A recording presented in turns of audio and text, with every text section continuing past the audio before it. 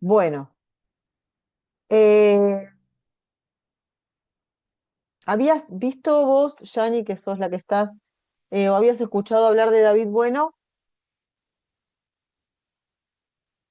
No, Bueno, si podés, fijar, hay un montón de videos de él.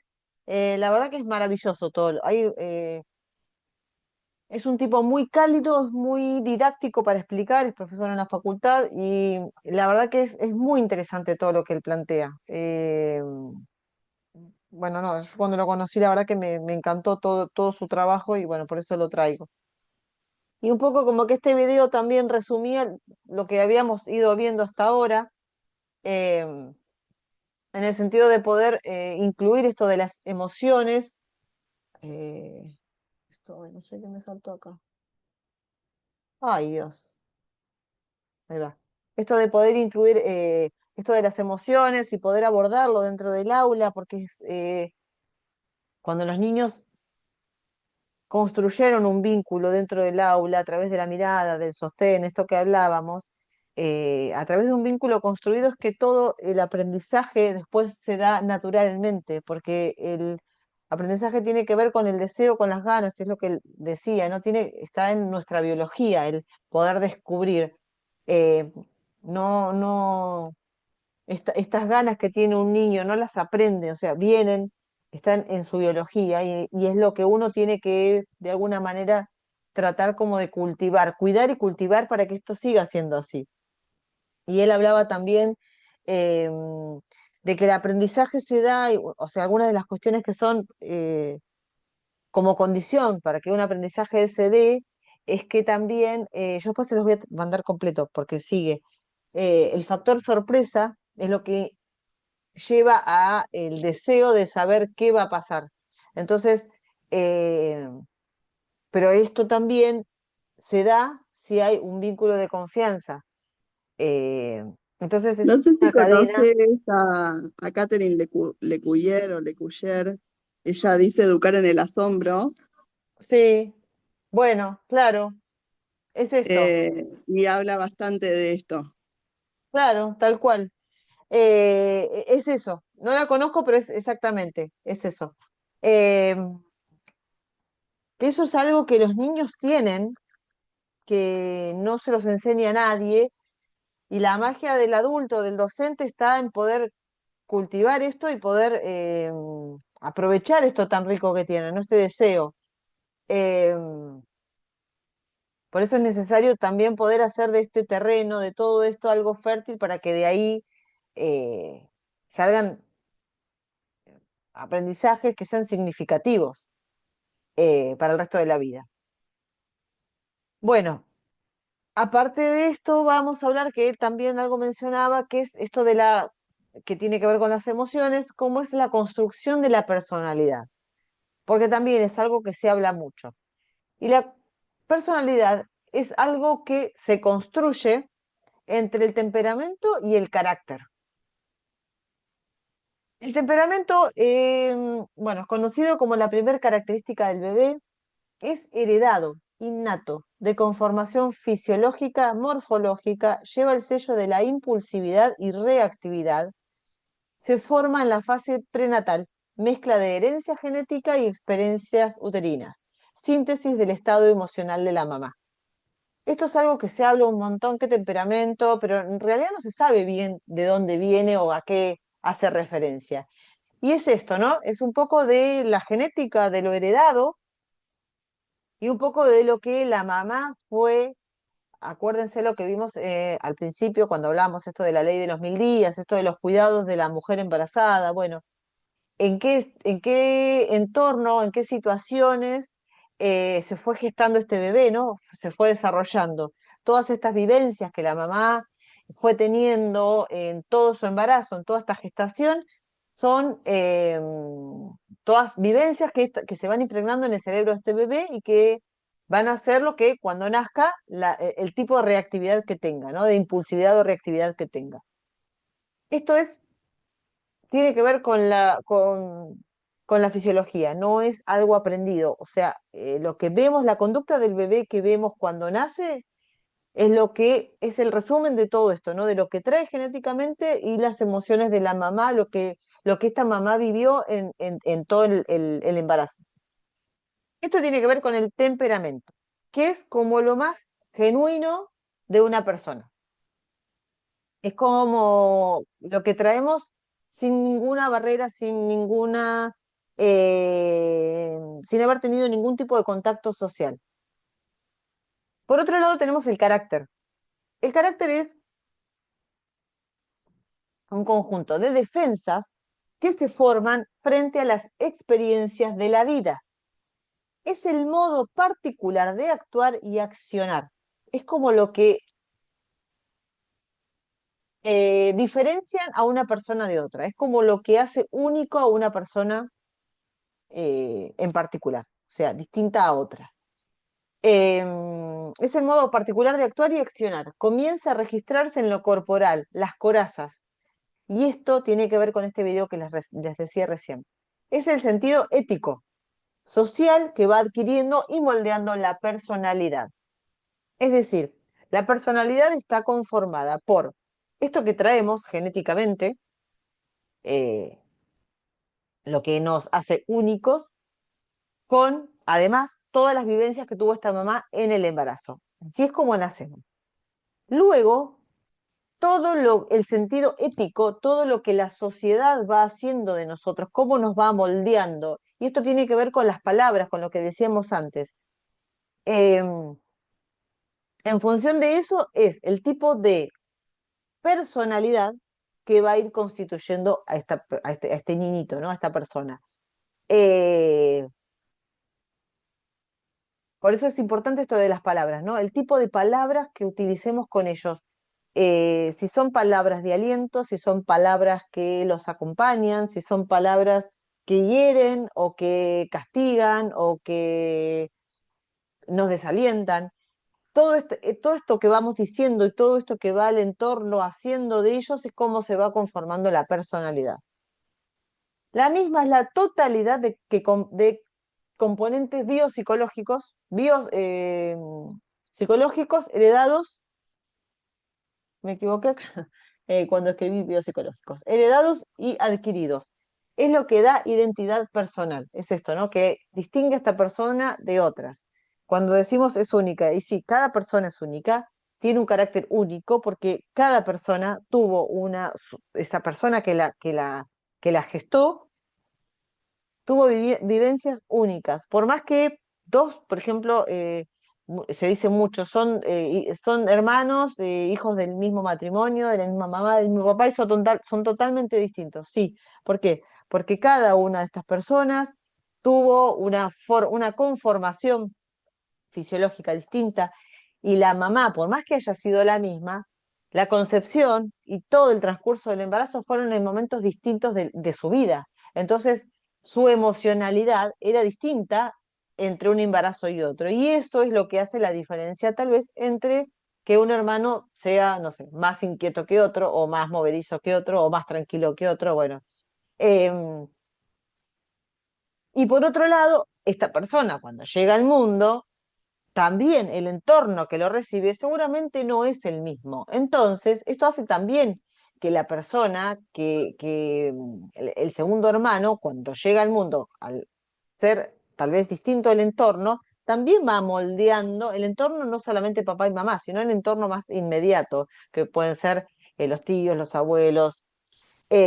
Todos estos comentarios, todas estas palabras que se van diciendo en el entorno familiar, son las que van moldeando de una o de otra manera, para un lado o para otro. O sea, depende del tipo de palabras y de juicios que, que vayamos emitiendo en función de las acciones y reacciones de estos niños, es que se va conformando la personalidad. Em, es en los primeros tiempos de la diada que se empiezan a conformar todas estas cuestiones. Y esta frase que a mí me re gusta, que dice, nada crece en un terreno descuidado. Si querés frutos, empezá por cuidar la raíz. O sea, todo, absolutamente todo, empieza desde la concepción y los primeros años de vida, que es lo que siempre hablamos, ¿no? Es, eh, son los momentos más importantes en la vida de una persona. Son donde se van a sentar los cimientos para una base sólida en función de la emocionalidad y de las estructuras psíquicas de esa persona. Bien, vamos a seguir otro poquito. Hasta ahora, vos, Janine, ¿tenés alguna duda, no sé, algo que me quieras comentar? No, no, está bien. Bien, No, sí, yo hasta a mis hijos yo le digo, con todo fui una madre distinta, porque yo era una persona distinta, porque tal estaba cual. en otra etapa de mi vida, entonces, bueno, considero eso, ¿no? Que la maternidad que tuve, yo tengo 5 hijos, y Un tuve montón. gemelas, claro, y Uf, tuve gemelas, y hasta con las gemelas fui distinta, pero por el hecho de que por ahí una me demandaba más que la otra, entonces a la otra estaba más el papá ocupándose. Y es increíble cómo se diferencia este apego, ¿no? El papá tal que estaba cual. con una generó este apego con ella que era más tranquila y la otra que demandaba más cuerpo, más pecho, más todo, generó más vínculo conmigo. Claro. Pero Ahí por eso digo, lo- no, digo que por- ahí fue muy claro, digo, lo notaste muy sí, claro. sí, muy Sí, tal cual. claro. Y después con los otros que también se llevan un año, Ujú. también me pasó lo mismo, ¿no? Que me tuve que dedicar a una bebé cuando el otro todavía era un bebé. Claro, porque son muy seguidos. Claro, se llevan un año y un mes, así que yo me quedé embarazada de Claro, nuevo cuando mi hijo tenía 3 meses. claro, Pero bueno, en ese momento, él ahora tiene 20 años, y en ese momento te decían que ya no le podías dar la teta porque te daban contracciones, porque lo podías perder, bueno. Entonces también tiene que ver con toda la historia de uno en esa etapa de tu vida. Y tal a mí cual. la verdad que me dolía en el alma, porque al final le terminé dando la teta porque fue como más instinto lo que me pasó y le terminé dando la teta como hasta el 8.º mes de embarazo, hasta que empecé con las contracciones más seguidas, y ahí le dejé de dar. Y después cuando nació la bebé, a él le seguí dando. Claro. Así que Sí, es esto que le llaman la lactancia en tándem, viste que se da mucho hoy. sí, Eh, y es hermoso, el cuerpo es muy sabio y toda nuestra fisionomía es sabia. O sea, si tenemos dos pechos, por algo es también. O sea, tenemos que nosotros poder habilitarnos, poder dar la teta. O sea, si tenemos dos pechos es porque podemos dar la teta a dos personas distintas, a dos hijos distintos. Pero bueno, ahí bueno, está y esto de eso la me barrera pasó social, ¿no? con después cuando tuve a las gemelas. Sí, Era una lucha con las enfermeras, que sí o sí a una le querían dar la mamadera y yo no, no, no, y me decían, pero no te sale la leche. Y yo, sí, me va a salir, me va a salir. Y era la angustia, encima es eso, ¿no? Que uno sale de todo ese proceso de la cesárea, que estás re sensible y todo, y que venga uno por ahí, que venga una enfermera que en realidad te tendría que cuidar o aconsejar o acompañar, viene con toda esta estructura de que no, que hay que darle la leche, que tu bebé tiene hambre, se está muriendo de hambre, como metiéndote esa culpa. Y yo no les di la mamadera. Las tuve en el muy bien. pecho todo, me acuerdo que la tuve en el pecho toda una noche seguida hasta que me salió la leche y ya después, Ya después ya no está. sabía cómo agarrarme la leche porque me salía leche por todos lados. Imagínate con la gemela, Y sí. era tremendo. Qué linda historia. Pero bueno, viste, a veces es lo que yo también siempre digo, bueno, yéndonos un poco, ¿no? Del tema, pero uno muchas veces les da el poder, ¿no? De que decidan por el cuerpo de uno. Por suerte la ley de parto respetado, bueno, llegó hace no mucho, pero habla un poco de esto, ¿no? Mm. De tener la información para que cada mujer pueda con la información decidir qué hacer. Porque la realidad es que la única manera de que tu cuerpo produzca más leche es poniendo la bebé a la teta. O sea, vos, sin que nadie te lo diga, instintivamente lo hiciste, porque había algo de tu sabiduría, de tu biología que te llevaba a hacer eso. Y era lo que había que hacer. Imagínate que si vos no hubieras hecho, no le hubieras hecho caso a eso que te decía tu propio cuerpo, que tiene que ver con esta conexión con tus bebés, y le hubieras dado mamadera, te hubieras, nada, perdido esta posibilidad de darle la teta, que es lo más hermoso y más natural que podamos tener. Y Claro, y encima seguramente, ellas nacieron con 2 kilos 700. sí, Una nació con 2 kilos 690 y la otra con 2 kilos 700. Era como algo increíble, porque por lo general el embarazo gemelar, siempre uno pesa sí, mucho más que el otro. sí, Entonces, sí, más bueno, el médico, diferencia. claro, y la médica es como que me decía, mirá vos cómo tu cuerpo pudo sostener estos dos bebés. Y yo decía, si lo pude alimentar tan bien adentro, ¿cómo no los voy a poder alimentar bien Claro, desde tal afuera? cual, tal cual. Ah, una Así que bueno, maravilla. sí, Qué linda historia. Gracias por compartirla, re linda. Bueno, esto, ¿no? Viste, a veces uno les da el poder a los médicos y seguramente ellos no es desde la mala intención, es que no, la formación que tienen y se siguen manejando con esa información que ya no es más vigente porque hay un montón de información disponible. El tema son el tener las ganas de poder actualizarse y buscar información nueva, o sea, la ciencia, como decía David, bueno, la ciencia avanza un montón día a día, o sea, y es uno el que tiene que tener ganas de ir con este ritmo, ¿no? De ir buscando información y de ir actualizándose, porque la realidad es que, por un lado, la ciencia avanza un montón, pero por otro lado, nos lleva cada vez más a volver al instinto y a reconocer lo que nuestro propio cuerpo nos dice. Eh, y esto nos lo da tener la información sobre eh, todos estos temas, ¿no? Tanto de lo que estamos hablando de la adaptación en el jardín, del vínculo, del apego, como lo del parto, como lo de la teta, o sea, todo esto es lo que nos va a dar el poder de poder decidir, de tener la información para decidir.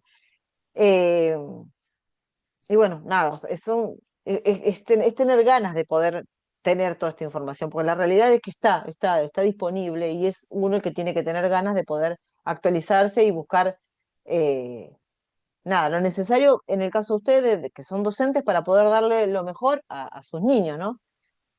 sí, O es bueno, poder como mamá decidir también, y acompañar, porque en tal realidad cual. también nos pasa como docentes del otro lado que la mamá viene y nos dice, no, no, pero yo no me puedo quedar. O yo necesito que la adaptación sea en 2 días porque dentro de 2 días tengo que empezar a presentarme a trabajar. Entonces, más allá de que uno quiera por ahí ponerle la mejor para hacer una adaptación progresiva, hay una realidad de esa mamá que también Sí, en cierta forma hay que acompañar, ¿no? Entonces, tal cual. tener esta información también le da un fundamento a por qué se hace lo que se hace. Claro, exacto. Eh, Hoy tenemos muchas mamás que necesitan que la adaptación sea rápida porque tienen que volver a trabajar. Esto es una realidad que claramente no es acorde a lo que los niños o los bebés necesitan, pero es una realidad y a esta realidad hay que darle un abordaje. El tema es que si tenemos docentes que están preparadas y sabiendo toda esta información que estamos viendo, o sea, si son docentes que pueden recibir a estos bebés o a estos niños con con esto que hablábamos, esto de la mirada, esto de poder sostener a estos niños en el rato que están sin la mamá, sostenerlos, digo, emocionalmente, darles propuestas que tengan que ver con que sean lindas, que sean sorprendentes, que sean propuestas que tengan que ver eh, con validar las emociones, el deseo. Claramente este niño, la adaptación la va a hacer más rápido porque hay una realidad que es que la mamá tiene que ir a trabajar. No podemos, eh, eso no lo podemos cambiar, pero sí podemos cambiar la forma en que nosotros desde el lado del aula, como docentes, podemos hacer para que este proceso sea lo más, o sea, hacerlos sentir lo más cómodo posibles, más seguros, para que este tránsito de que de esto de no saber, de las incertidumbres, del desconcierto, de todo esto que genera entrar a un lugar nuevo, sea lo más rápido posible, pero en ese punto somos nosotras las que tenemos que tomar las riendas de esto y decir, bueno, que esto sea de esta manera, porque esta mamá necesita que sea de esta manera, también en cierto punto va a depender de que, por un lado, de que la mamá pueda ser clara en su casa, explicando que tiene que ir a trabajar, y por otro lado, que haya un jardín que sea receptivo a esto, que sea sensible a esto y que pueda darle a esta criatura, a este niño o niña, esto que necesita para que se sienta lo más cómodo posible dentro de este nuevo espacio. Eh, Sí, también sé si tiene que ver con este vínculo que pudo armar este niño con su familia, o la historia con la que viene, o sea, porque más allá de que sean chiquitos, que tienen 1 año, 2 años, tienen una historia sí, que también hay veces que juega un papel fundamental en el periodo de adaptación. Y, tal cual, y nosotros como docentes o la institución también tiene que ver si ese niño realmente está preparado para estar dentro del ámbito educativo.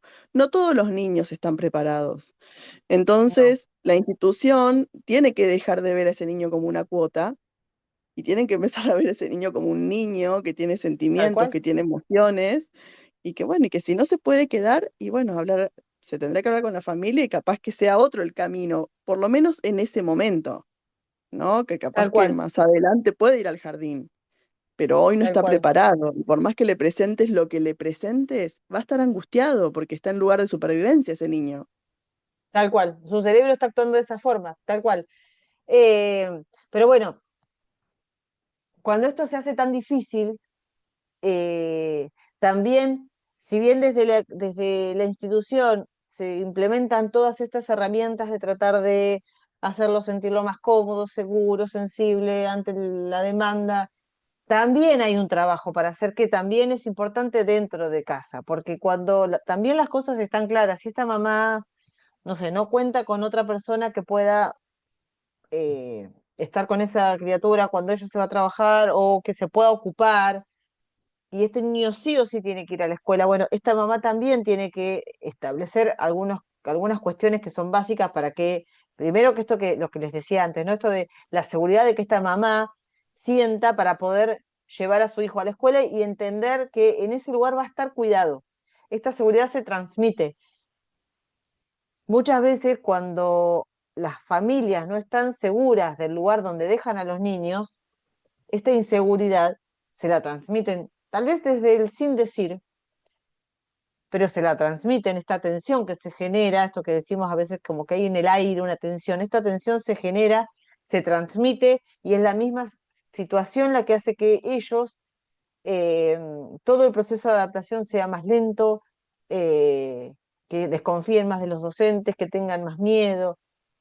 Entonces también hay que ajustar en las familias. ¿Qué se está diciendo? ¿Cómo están viviendo en la familia este proceso de adaptación? Porque la realidad es que son dos partes. Por un lado, la escuela puede hacer todo lo mejor posible con toda la información actualizada y disponible para poder acompañar a este niño. Pero si no hay una familia que está del otro lado pudiendo acompañar, es muy difícil.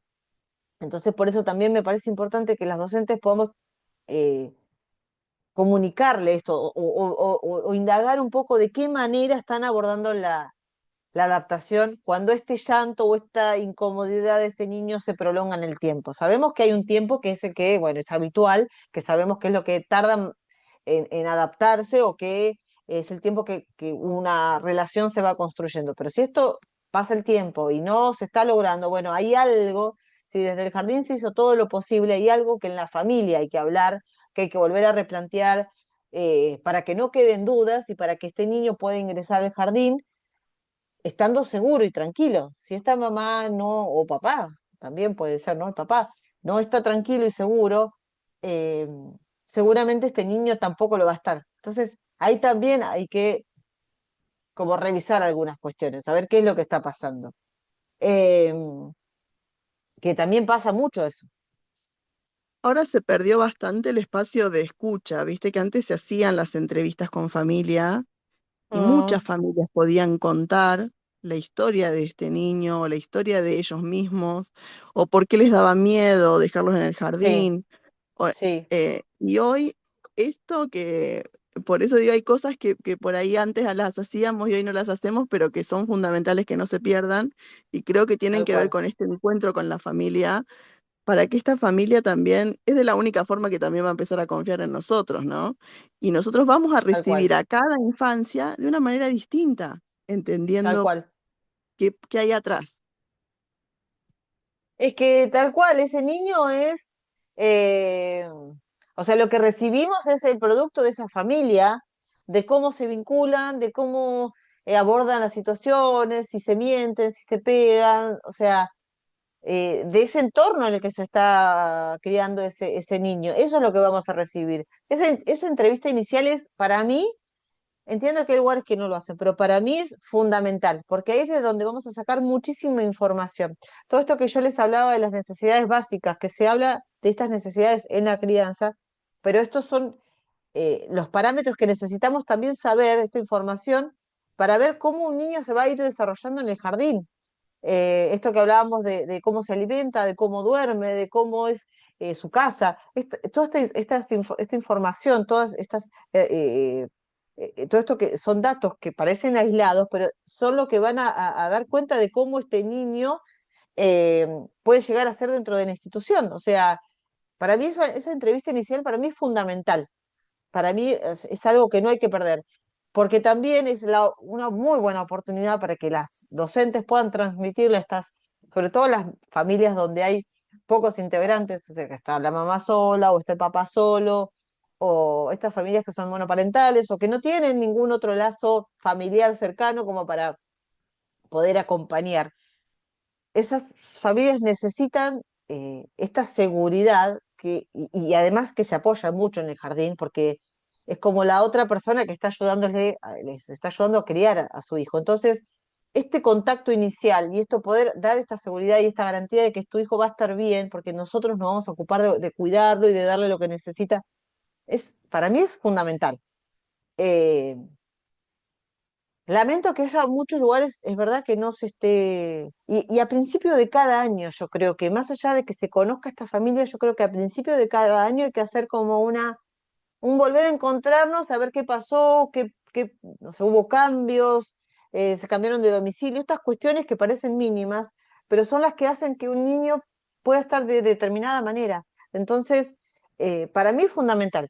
Este contacto con las familias es una lástima que sean espacios que se vayan perdiendo, ¿no? Bueno, voy a continuar porque se nos va a hacer muy tarde. Vamos con la placa siguiente. Acá.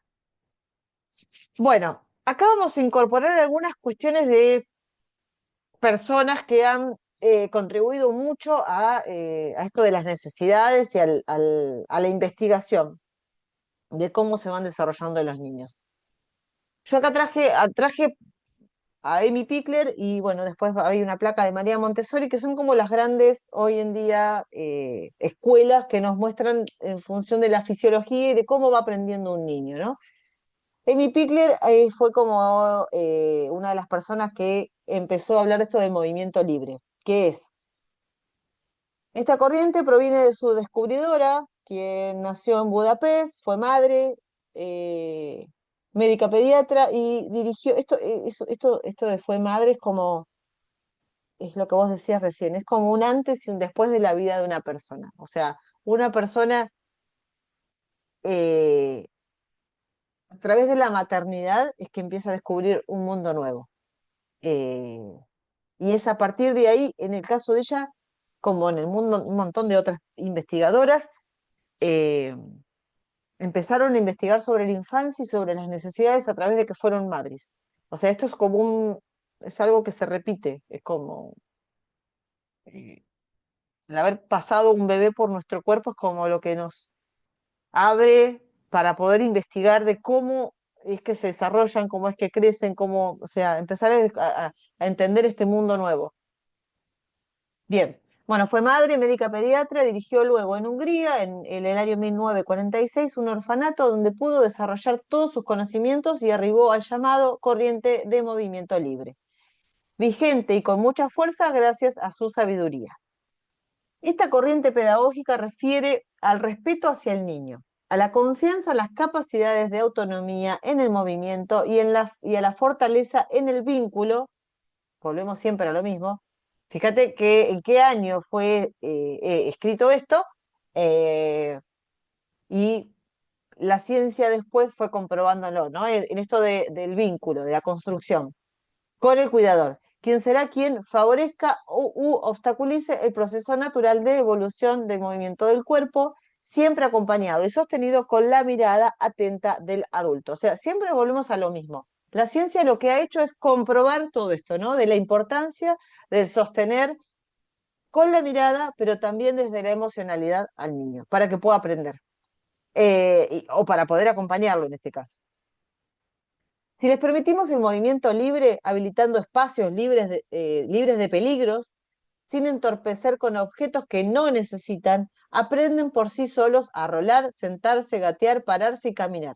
Esto es lo que yo muchas veces digo cuando a veces me consultan, que están familias que están por tener un niño o que todavía es muy chiquito, y yo enseguida les digo, bueno, al piso, o sea, ahórrense toda la plata y el mundo de cosas y de objetos que hay por comprar, que son todos muy lindos, pero la realidad es que los niños de todo eso no necesitan casi nada. Lo que necesitan es un adulto disponible emocionalmente y físicamente para acompañar ese proceso. Pero si vos a un niño lo dejás solo en el piso, solo en el sentido de sin obstáculos que puedan ponerlo en peligro, este niño por sí mismo empieza a probar su propio cuerpo y empieza a entender cómo es que se mueve su cuerpo. Y eso es lo que él necesita. A partir de esa seguridad y de los movimientos que va conquistando uno con otro, es que va desarrollando movimientos y habilidades nuevas.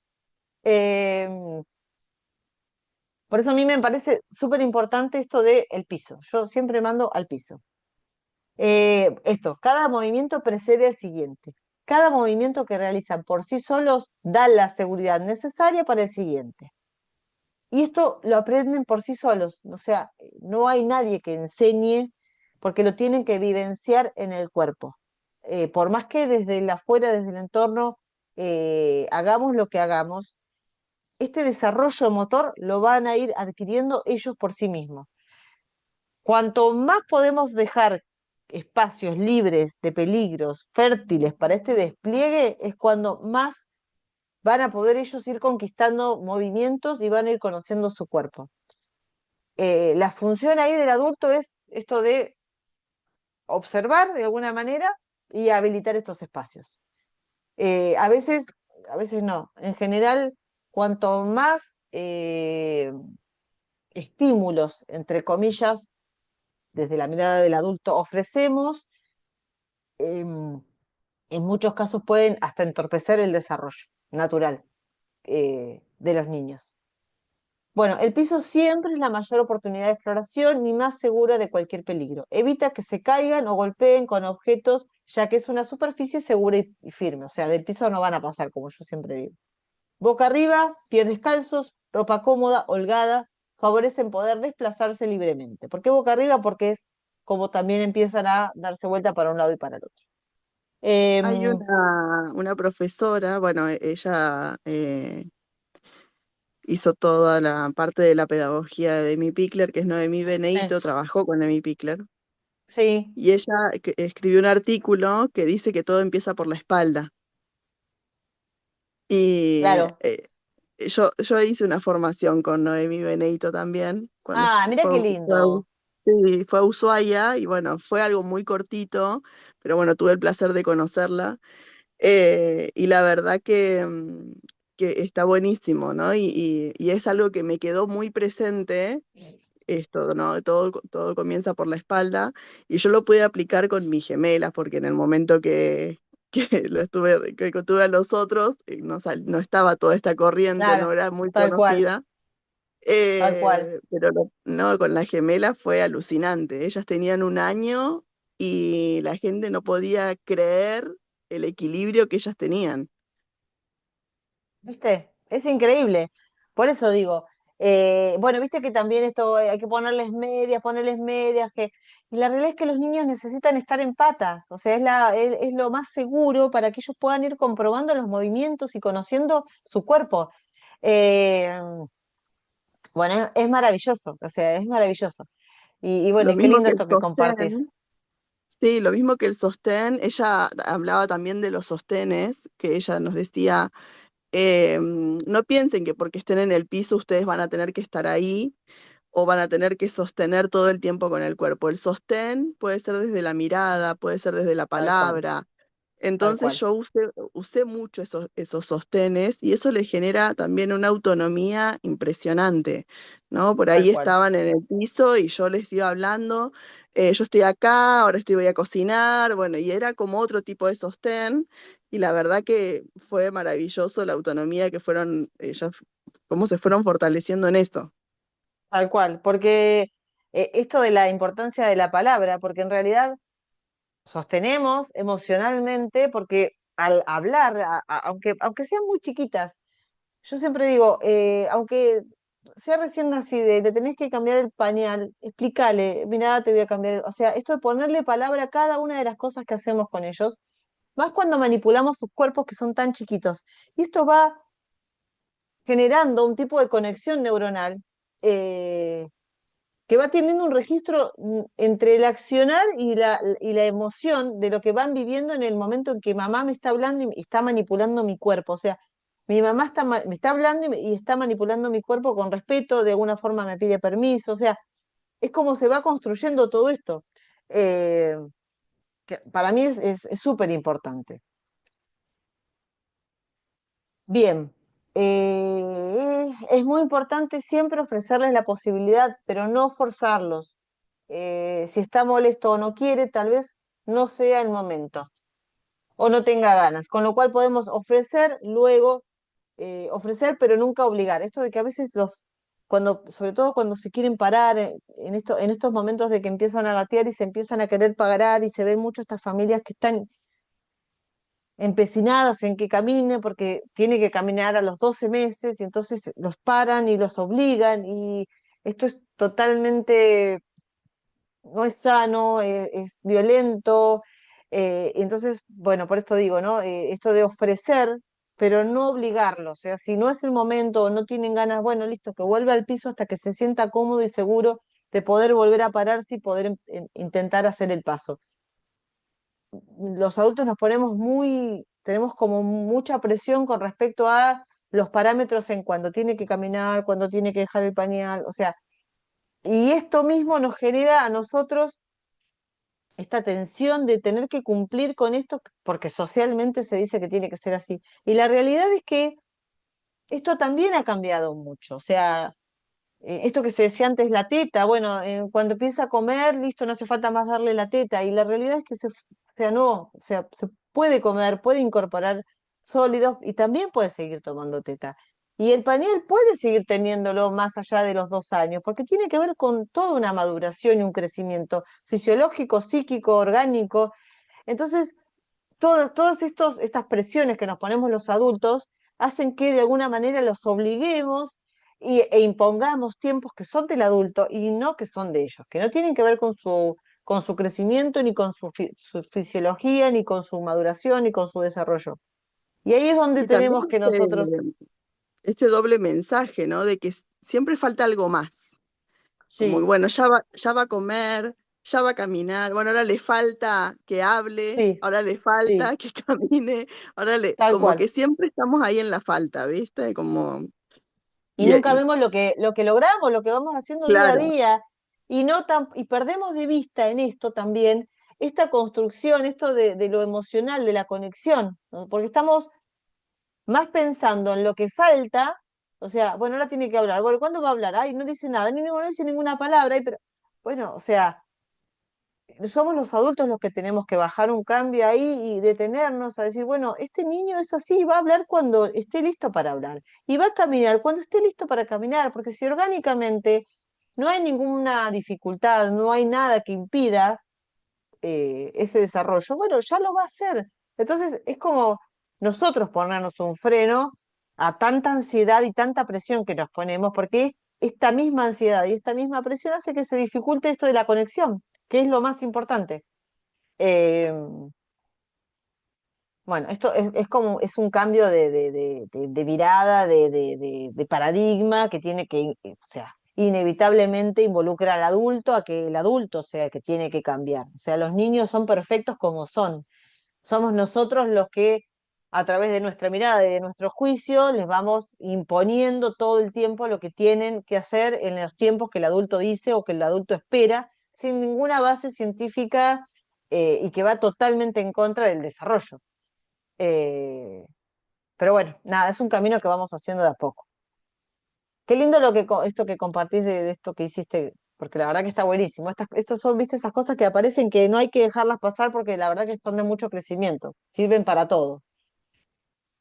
Bueno, eh, lo interesante e importante es siempre respetar, no forzar al niño en sus tiempos y necesidades. Bueno, es esto que decía. Y vamos a pasar rápido porque pensaba llegar hasta acá hoy. A la... Ahí está, porque después ya avanzamos con... Sí, ya que arrancamos con la teoría del apego. Vamos a hablar un poquito de María Montessori y ya acá cerramos. Otro aporte de relevancia es como las personas que hoy en día están como más, que se les ha dado más valor socialmente y se han empezado a incluir en las salas de los jardines cuestiones que tienen que ver con lo que ellas han estudiado, investigado, que está buenísimo. Y que la ciencia, más allá de que hayan sido cuestiones que muchas de ellas se hacían o se pensaban, y se iban comprobando, pero arrancaban desde la intuición, o sea, desde algo que ellas sentían que había más allá de lo que eh, se decía en ese momento. Y fueron por eso, ¿no? Por lo que pensaban y lo fueron comprobando, y hoy la ciencia comprueba científicamente lo que ellas de alguna manera intuitivamente empezaron haciendo. Eh, ¿Por qué digo científicamente? Porque hoy tenemos las herramientas tecnológicas para poder comprobar todo esto que hablamos de las conexiones neuronales, de cómo se va formando el cerebro, de lo emocional, de cómo influye en todo esto. Bueno, esto lo podemos ver hoy en estudios científicos. Por eso digo que es lo que se pensaba intuitivamente, hoy la ciencia lo comprueba. Y bueno, está buenísimo que todo esto se pueda incluir en las salas de los jardines, como se está haciendo, por suerte, en muchas, ¿no? Por lo menos algunas cositas. Eh, lo interesante de esto es que no sea algo, o sea, por ejemplo, los objetos de María Montessori están como muy de moda. Entonces, bueno, compramos eh, distintas cosas que tienen que ver porque son de María, pero la realidad es que lo interesante de esto es entender cuál es el espíritu de todo esto. O sea, no solamente ese objeto que es de Montessori, sí, pero lo interesante de esto es el cambio de paradigma, de cómo estamos mirando al niño, no el objeto en sí. El objeto es un medio. Lo interesante de esto es cómo vemos al niño. Y ahí me parece que es el punto principal, tanto en lo de Amy Pickler como en lo de María Montessori. Es esto de darle el poder de alguna manera al niño, y de darle el valor de lo que su cuerpo le está diciendo sin imponer todo el tiempo desde la mirada del adulto lo que el niño tiene que hacer o cómo lo tiene que hacer. Este es como el espíritu de las dos, porque ponen al niño en un lugar de poder. eh, y Yo es ahí. trabajo con el método Reggio Emilia, que Sí, es de Loris Malaguzzi, eh, sí, y es espectacular. Eh, yo, por ejemplo, para el maternal, creo que es el mejor para mi forma de verlo, aparte de mi Pickler, ¿no? Es como ujú, sería como esta continuación. eh, Tiene entre mi Pickler y lo que sería Emilia Reggio, tienen bastante coincidencias con respecto a esto, y habla de el niño como protagonista de su propio aprendizaje. claro, tal cual, Eh, y es hermoso el método Reggio Emilia, y es por ahí lo que más te lleva, los lleva a los niños a la experimentación y a la interacción con el material. tal cual. Es que sí. eh, bueno, hay toda una corriente de la educación viva. Yo soy guía de educación viva también. eh, es otro cambio de paradigma también. Va para otro lado, que tiene que ver con el desarrollo, con la biología, con la fisiología, no está la estructura de la escuela como la conocemos, son más propuestas que el niño va decidiendo y eligiendo, que también tiene una base científica, porque una de las cuestiones que son básicas es esto de las neuronas espejo, que tiene que ver con la imitación, ¿no? Al poder estar en presencia de otro niño que está manipulando un material o está intentando eh, aprender un objeto, que llega a él por el mismo deseo de llegar a él, sino no por la imposición del docente que le dice que hay que ir para ese lado. El otro niño que es espectador de esa situación es el que por las neuronas espejo, por la imitación, va también a querer acceder a ese objeto de conocimiento. Y así es como, que es un poco lo que dice David Bueno, nos vamos contagiando, ¿no? Este contagio tiene que ver con esto, con que nuestro cerebro tiende a la imitación, o sea, es la mejor manera de aprender. Eh, bueno, nada, más allá de esto, hay un montón de corrientes que tienen un montón de información y de herramientas para poder hoy hacer realmente de un espacio que sea respetuoso sobre el desarrollo de los niños. Pero bueno, vuelvo a lo mismo, tiene que ver con el docente, con las ganas de poder ofrecer esto, ¿no? De formarse, de actualizarse y de ofrecer esto. Eh, Porque la realidad es que las generaciones que vienen, si tuvieron esta posibilidad de educarse o de formarse con este cambio de paradigma, yo o sea, confío en que va a ser una generación mucho más sana emocionalmente. Es como romper con el patrón que tenemos actualmente y con el que nos formamos nosotras, o sea, que fuimos a la escuela y que el tipo de educación que tuvimos. Esto es un cambio completo de paradigma. Y me parece que tiene que ver con esto, ¿no? Con que si podemos incluir algo de todo esto en las aulas, en las salas, estoy segura que vamos a tener generaciones mucho más empáticas, eh, más respetuosas, incluso como veíamos en una de las primeras clases, esto de lo que decía Heckman, que esto mismo que hacemos con estos niños a tan temprana edad, también cuando son grandes lo vemos, esta inversión que hicimos lo vemos como Reddit, como vuelve esto, ¿no? Porque estas personas son mucho más activas socialmente, mucho eh, más responsables, más colaboradoras, pueden trabajar mejor en equipo. Bueno, hay todo un estudio ahí que comprueba todo esto. Entonces, pero bueno, nada, tiene que ver con cómo el docente, las ganas que tenga el docente de poder hacer este cambio, ¿no? Este quiebre de lo que tenemos nosotros aprendido a lo que toda esta información nueva nos viene a traer y a poder incorporar. Bueno, voy a seguir con María. Otro aporte de relevancia es el de María, bueno, Montessori, que nació en 1870, en una pequeña ciudad de Italia, muere en Holanda en 1952, trabajando hasta el último día de su vida. La historia de María Montessori eh, es increíble. La cantidad de cosas que estudió esta mujer no tiene, o sea, es impresionante porque, aparte de la época, ¿no? Que ella lo hizo. Aunque se la conoce por su labor como pedagoga y crear un método por nombre de su apellido, fue de las primeras mujeres en licenciarse en medicina, en una época en el que el mejor futuro de las mujeres era casarse y ser ama de casa. O sea, rompió completamente con la estructura social de lo que se esperaba de las mujeres en ese momento. Em, Introduciendo el concepto de interdisciplinaridad al relacionar medicina en pedagogía y otras muchas ciencias. Ella comenzó su ejercicio profesional haciendo las prácticas de psiquiatría en lo que vulgarmente se llamaban manicomios, donde encontró niños con algunas discapacidades abandonados por el sistema y conviviendo con adultos problemáticos.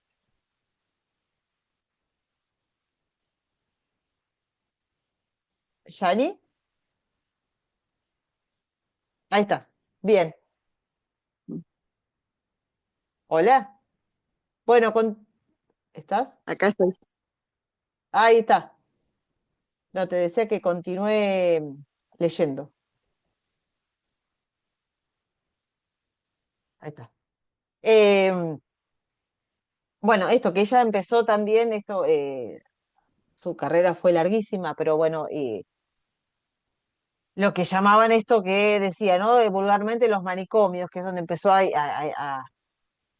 como a impactarle todo esto, que cómo se abordaban estas discapacidades de las personas que el sistema había dejado a un lado sin darles respuesta, ni contención, ni nada. O sea, son las personas que quedaron al margen del sistema, lo que se llama comúnmente.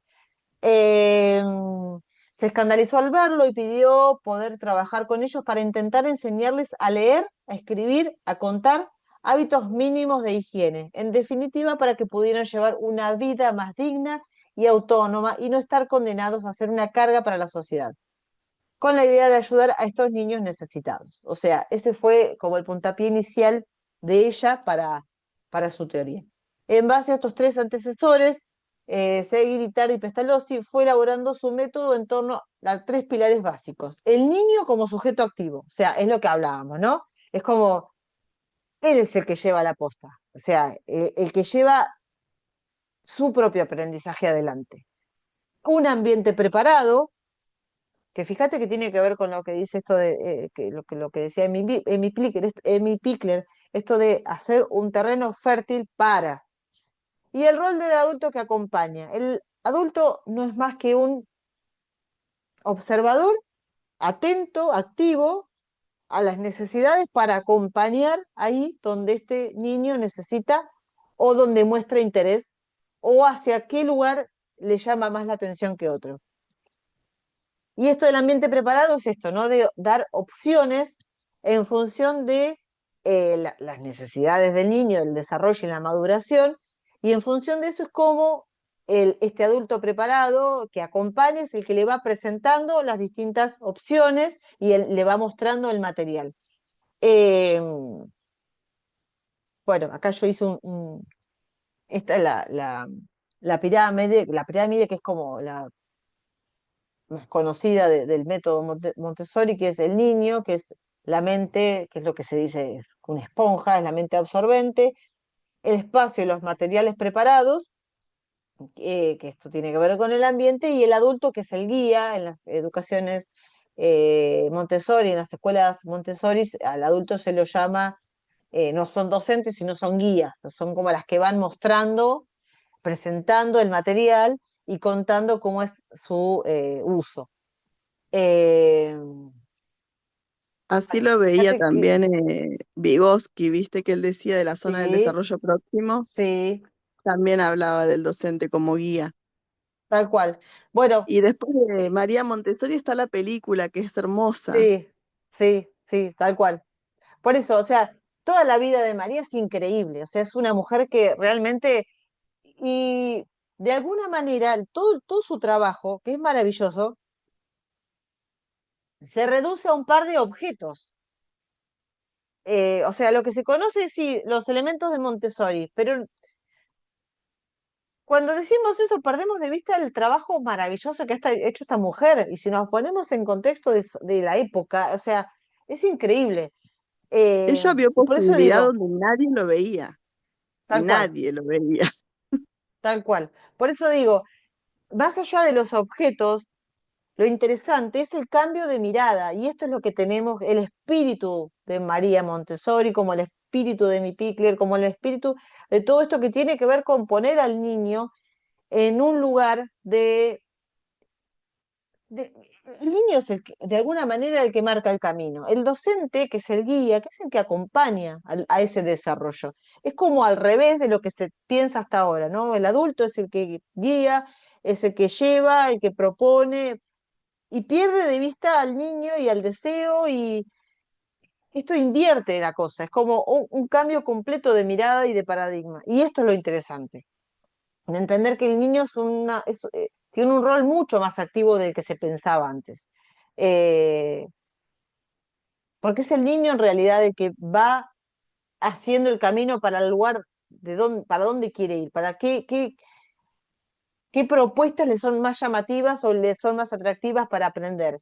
Y es lo que decía recién, esto de que al compartir con otros niños que eh, se aproximan a un objeto de conocimiento y este otro niño que está de alguna forma observando, esto de la imitación hace que indudablemente vaya a llegar a ese objeto y también lo va a aprender al igual que el otro, que el anterior, sin que esté el docente imponiendo lo que hay que aprender.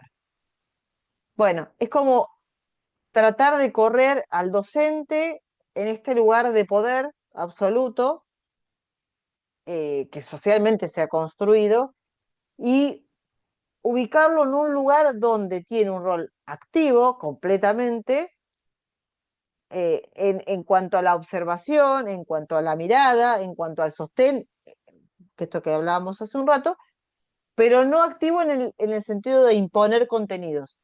Es un cambio en ese sentido también. Eh, bueno,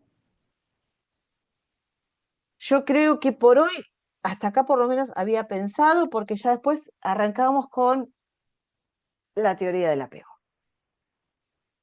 Así que por hoy llegamos hasta acá. Bueno, algo que me quieras comentar, me encantó que nada, todo lo que me compartiste, Yani, re lindo todo. Bueno, por Muchas ahí no te quería gracias. interrumpir, capaz que te interrumpí mucho la clase, No, no, me encanta pero nos porque, bueno, quedamos las nada, dos yo, solas acá. sí, se hizo como re íntimo y está buenísimo. Eh, no, no, no, nada, me encanta que participen, bueno, que me cuenten también parte de sus cosas, de su historia, pues, o sea, cada una de ustedes también tiene una realidad en los lugares donde trabajan, distintas, entonces está buenísimo que compartan un poco de sus historias, de sus lugares. Eh, Así que nada, mil gracias. ¿Vos de dónde sos, Yani? Yo ahora estoy en Santa María de Punilla, que está al lado de Cosquín, Ah, Córdoba, sí. pero soy de Ushuaia en realidad. Hace 8 años más o menos que estoy acá. Ah, mira. ¿Y hace mucho que trabajás como docente, que sos docente? Sí, hace 17 años más o menos. O sea que tuviste Eh, una experiencia en el sur y otra experiencia acá en Córdoba. sí, pero soy, no sé, siempre estoy en búsqueda de, Qué lindo. Yo también, porque la realidad es que, bueno, nada, las infancias van cambiando y bueno, y justamente lo más importante para mí es que ni ellos pierdan la capacidad del asombro, ni que yo pierda la capacidad de poder asombrarlos. Entonces voy tal probando cual, diferentes maneras tal cual.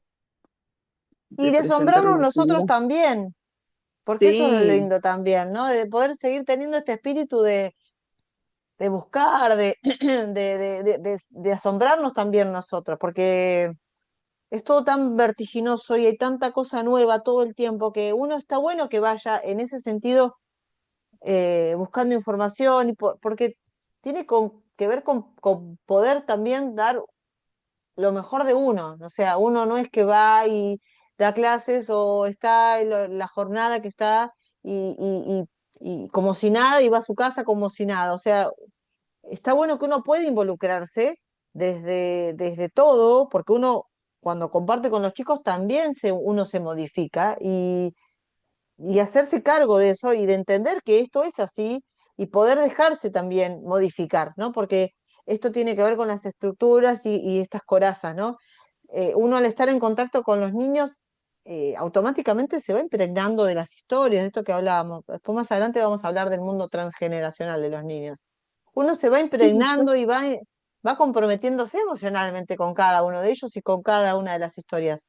Y está bueno también dejarse modificar por todo esto, ¿no? Porque, bueno, uno está poniendo el cuerpo, la mente, la emoción en esto de que está ayudando de alguna manera en el crecimiento de estos niños que son los futuros adultos, sí, yo creo que uno como docente, la realidad es que tiene que empezar a aplicar un montón de cuestiones, ¿no? Porque eh, primero que también hoy está este concepto que obviamente cada uno elige ser o no ser madre, pero creo que un docente que no, por ahí no es madre, o padre, eh, tiene que comprometerse un poco más con esta crianza, ¿no? Con lo que es la Ujú, crianza, con lo que es la historia de este niño, con lo que es la vida de esta familia, lo que es el entorno, lo que es el contexto, como para también acercarlos un poco más, ¿no? A todo esto. Obviamente que cuando uno pasa por ese proceso de la maternidad o paternidad, es totalmente distinto, pero pueden tal tener cual, un acercamiento, ¿no? Bastante con todo lo que hay ahora nuevo. tal cual. Y bueno, y ver para qué lado, porque de crianza respetuosa se habla un montón. Entonces uno tiene que ir a la búsqueda de, bueno, a ver qué es lo que sí, qué es lo que no. Tal cual, eso es Eh, lo que yo siempre digo. Hay mucha confusión ahí también. claro, Eh, entonces, también ahí hay que tener mucho cuidado porque se menosprecia la crianza respetuosa como que es una crianza sin límites, que es una crianza donde los chicos hacen lo que quieren, y la realidad es que es completamente lo contrario. Entonces, también, y parece increíble que uno tenga que aclarar crianza respetuosa cuando estamos hablando del respeto hacia otra persona, o sea, lo más básico y elemental que merece cualquier persona, que es respeto, o sea, el mismo sí. respeto que tenemos hacia otro adulto es el mismo respeto que merece un niño y tomarlo como tal, como niño. Eh, y es como increíble que haya que aclarar cada vez que se habla de crianza respetuosa de esto, ¿no? Porque yo siempre digo, por un lado criticamos los gobiernos dictatoriales y las dictaduras, pero por otro lado criamos en casa de la manera más autoritaria que podemos. O sea, es todo el tiempo hacer lo que el adulto, hacer, no, imponer lo que el adulto quiere ante esos niños. Entonces, ahí está la contradicción del adulto siempre, ¿no? Esto de peleo por los derechos, por la dictadura, que no vuelva, que nunca más, que no sé qué, pero ¿cómo crío en casa? O sea, ¿estoy realmente criando una generación que estoy respetando o estoy criando, siguiendo con este patrón tan dictatorial? Eh, Sí, yo que estaba haciendo la coordinación de un jardín maternal, me aparecía sí. mucho esto de la educación amable, ¿no? Y yo les decía a las chicas, nosotros tenemos que brindar, ¿no? Esta mirada tierna, esta educación Sí. amable, esta escucha Ujú. atenta, y por ahí no entendían a qué me refería con esta educación amable, ¿no? Y después Claro, cuando yo los veía, bueno, ahora hay que hacer el trencito. Y yo le decía, no, chicas, sin tren. O sea, no vamos por la vida caminando uno atrás del otro. Salimos de...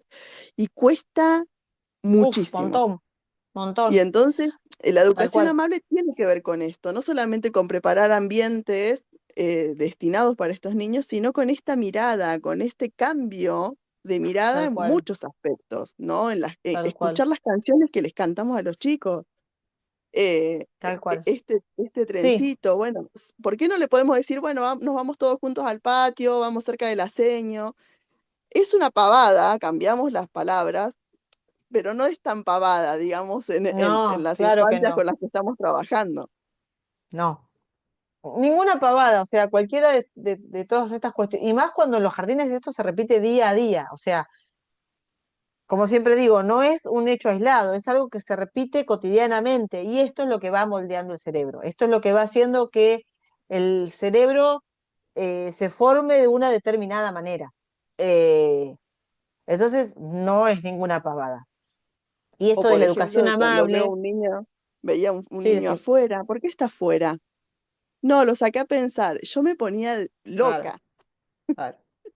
Entender esto, que los niños no se regulan solos, que necesitan, más cuando son tan chiquititos, necesitan un adulto que haga esto de la corregulación, que lo acompañe a volver a la calma. El cerebro solo tarda muchísimo más en regularse. Necesita de un adulto que acompañe este momento de enojo, de frustración, de ira o de lo que sea que esté pasando. Este adulto que sea amable, que esté disponible emocionalmente para acompañarlo, porque acompañado el cerebro se va a regular mucho más rápido. Y va a validar eso que le está pasando también, porque también esto de me siento, o sea, estoy enojado porque estoy frustrado porque me sacaron un juguete, por ejemplo, y me enojé y revolí algo, y lo sacan a pensar. Y esto sacar a pensar, en realidad no deja ninguna enseñanza de cómo vehiculizar esto de que me pasó, de que me enojé y revolví algo. Me está enseñando a que cuando yo hago algo que al adulto no le gusta, me sacan un costado, pero nunca le enseñamos cómo manejar esa situación. No, y Y esto aparte es hay lo que que yo, brindar de que el niño sea un ser pensante. O sea, no lo tenemos que poner a pensar como un castigo. Bueno, pensar es un mm, castigo. Es como, tal es cual, muy tal cual. Esa es contradictorio. la otra lectura, Entonces, tal cual. La vida del adulto es muy contradictoria. Y llevarnos sí, a repensar todas estas cosas, lamentablemente la mayoría de la gente no está dispuesta. Eh, eso pero es lo bueno, que hay también mucha, hace que nosotras, o sea, no, a ver, yo brindo, obviamente, cuando hago estas formaciones y digo qué bueno que se está cambiando, o cuando hay docentes que se comprometen y están haciendo una formación así, tal cual, eh, pero la verdad que es bastante difícil y hasta uno se termina agotando y se termina corriendo porque empezás, bueno, a ver, ¿cuáles son mis negociables y cuáles son claro. mis no negociables dentro de un ámbito laboral? Eh, y sí, capaz que podés aportar un montón, pero si el de más arriba no quiere o no puede, y bueno, uno tiene que dar un paso al costado, lamentablemente. Sí, tal cual, es así. Eh, pero bueno, esto, yo siempre digo, es como, es un camino de hormiga. Sí, Uno, qué sé yo, dentro de la sala, más allá de lo que eh, hay que cumplir, ¿no? Por lo que dice la currícula y uno dentro de la sala, por lo menos esto de los tratos amables lo puede hacer. O sea, de todo esto algo se puede aplicar. Por lo menos esto de considerar al niño en un lugar de ponerlo, de respetarlo, o sea, de forma íntegra, esto se puede hacer. Hay cuestiones que no, porque bueno, esto de las canciones, esto del tren, si protocolarmente se hace siempre así, es muy difícil modificar. Es como romper esto que ya está armado y que para mucha gente esto que está armado da seguridad, entonces sigamos haciéndolo así. Pero sí por ahí podemos modificar la forma en que tratamos a los niños o cómo los abordamos dentro de la sala. Que ahí es como que se hace un microclima. Eh, y claramente todo cambio no es de un día para el otro, es muy difícil romper con esto que está tan establecido y genera, porque todo lo que está establecido y hasta ahora aparentemente funcionó, se sigue haciendo de la misma manera porque funciona.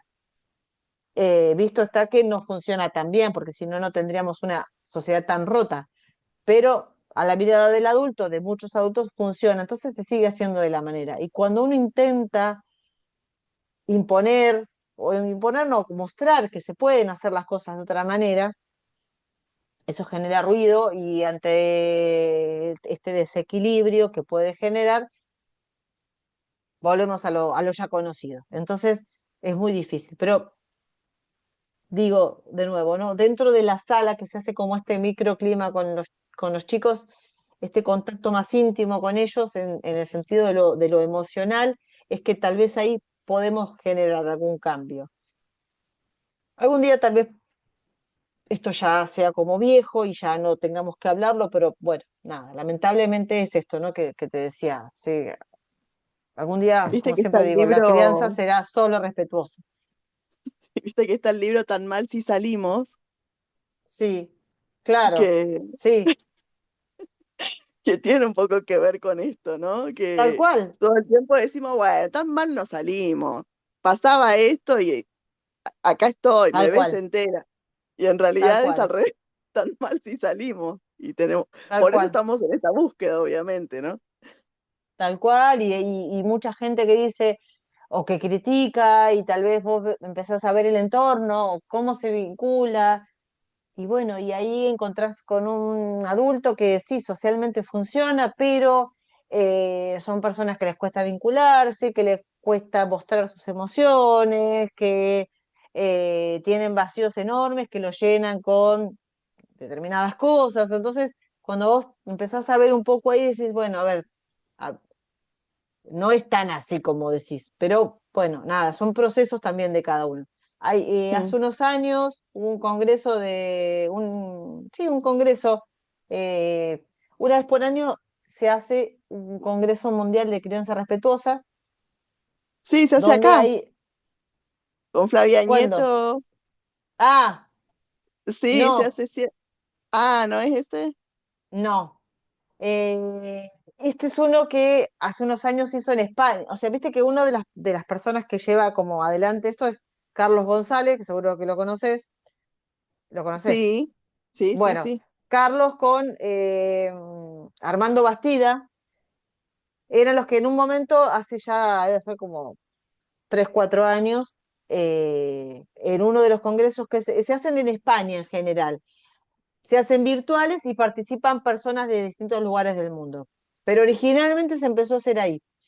Este que vos decís es nacional, es un encuentro nacional. Claro, Este otro que yo digo participan personas de todo el mundo, porque hay, bueno, hay por suerte hay gente de distintos lugares del mundo que va como aportando. Bueno, la cuestión es que en el inicio de ese congreso, Armando Bastida, que era uno de los organizadores, comienza diciendo esto, que lamentablemente estamos hoy en día aclarando que es un congreso de crianza respetuosa, cuando en realidad no debería ser ya así, porque hay tanto ya hecho e investigado, pero bueno, sigue habiendo mucha resistencia, y ante esta resistencia y estas personas que dicen, eh, tan mal no me fue, tan mal no estoy. Bueno, él dice, basta comprender la tele y ver la cantidad de guerras que hay en el mundo y cómo se mata la gente hoy en día para entender que la realidad es que no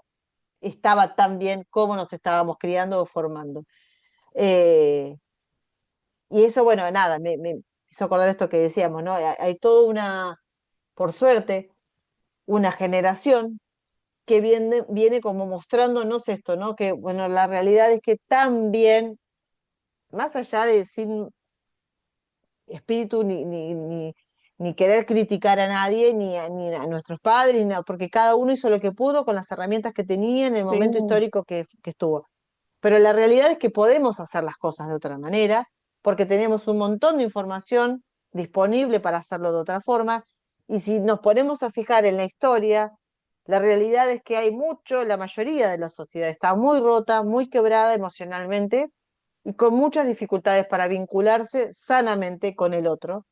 Entonces, esto es lo que tenemos que poder empezar a ver para poder cambiarlo, porque si no lo podemos ver, va a ser muy difícil poder cambiarlo. Hacernos cargo de que la realidad es que algo hay que modificar, porque no está funcionando bien. El mundo no está funcionando bien, no nos estamos vinculando de buena manera, pero el primer paso es hacernos cargo de que esto está pasando. O sea, porque por otro lado lo que ha pasado también mucho es, bueno, nos hemos acostumbrado a que esto es así, es parte de, y la realidad es que podemos vincularnos de otra manera y podemos tratarnos de otra forma y las cosas pueden ser de otra forma también.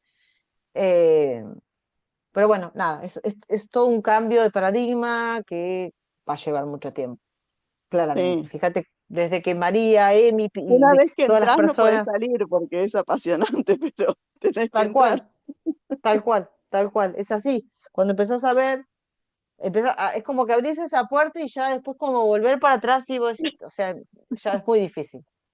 Eh, Así que bueno. Bueno, Yani, Bueno, vamos a Ceci, dejar por acá sí. porque nos recontra fuimos de horario, pero me encantó que hayas participado, ¿viste? Esta charla. Bueno, ojalá las chicas después cuando lo vean les sea provechoso igual que a mí, me encantó.